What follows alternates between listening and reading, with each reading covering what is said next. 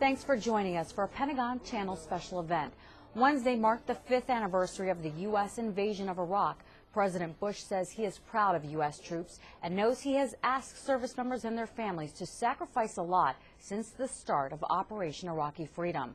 The president spoke to our very own Master Sergeant Erin Roberts at the White House and talked about the challenges the country has faced. Sir, I want to thank you for this opportunity that you've given us to talk to you. My honor. Today is the 5th year anniversary of U.S. military presence in Iraq.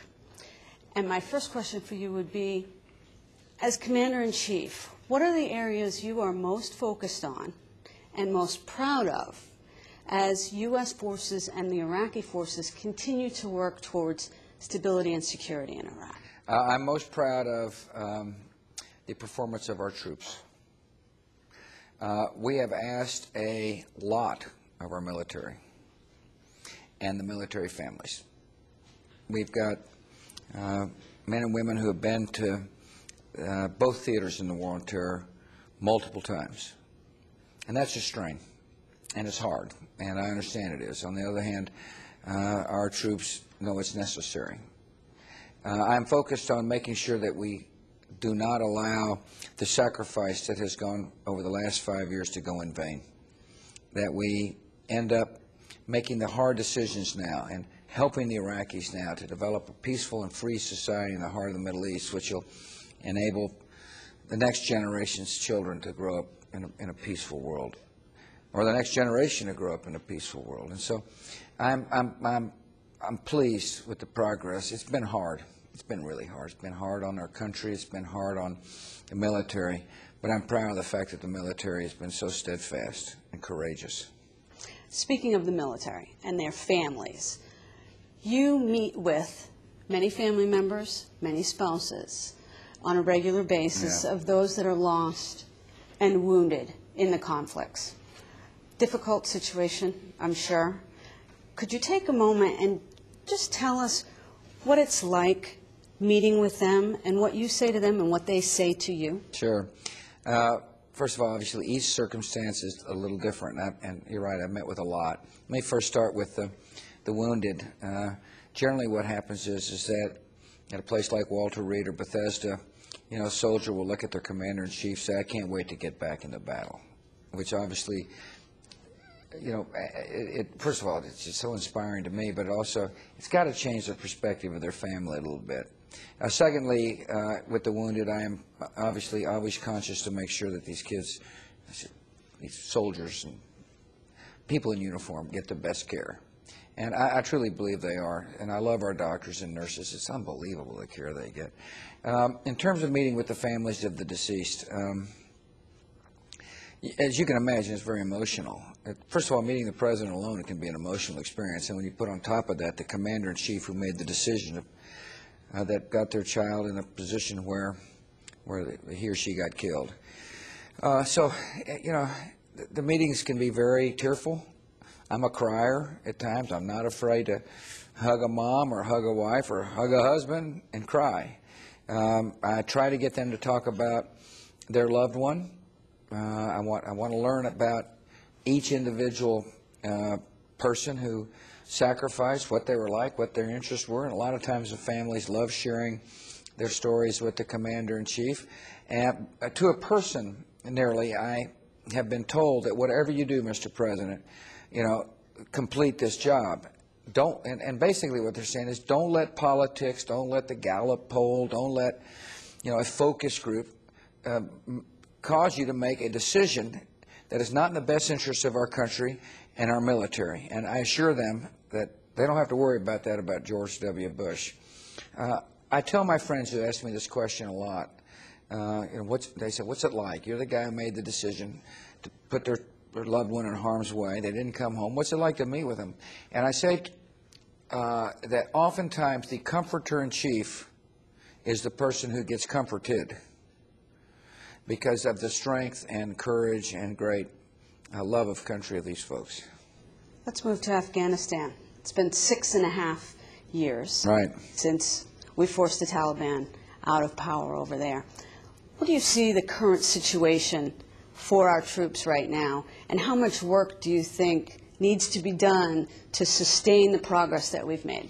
Afghanistan obviously is different from Iraq. Afghanistan, I mean, Iraq's a wealthier nation. Afghanistan's broke, and they had a long way to go and from the days of the Taliban. And, you know, they have made interesting progress. I'm going to get some of these statistics a little wrong, but the point I want to make is that infrastructure's changed. I mean, I think there was like less than 100 miles of roads, and today there's over 1,000 miles of road.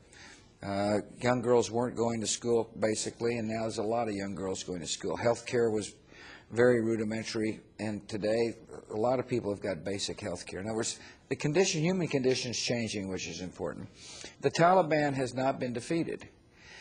In other words, they keep coming back, and an enemy such as this gets defeated when two things happen. One, you know, we bring their people to justice, as well as a society develops which marginalizes them.